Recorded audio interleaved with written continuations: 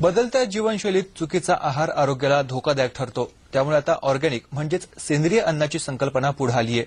रसायनं आणि घातक खतं न वापरता केलेल्या शेतीतील उत्पादनं म्हणजेच सेंद्रिय अन्न हे पूर्णपणे नैसर्गिक वातावरणात पिकवलेली आणि लागवड केलेली कडधान्य तसंच भाजीपाला यांचा यात समावेश होतो.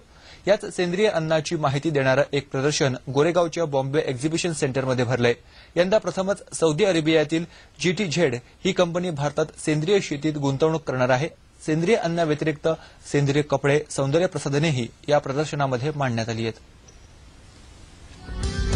आज की तारीख में जिस तरीके से सर्टिफिकेशन का प्रोसेस है, इसमें 100% ये तो बिना किसी मिलावट के, यहाँ तक कि खेती करते समय खेत में भी क्या खाद डालेंगे वो भी पहले से तय होता, उसका इंस्पेक्शन होता, रिकॉर्ड रखते हैं.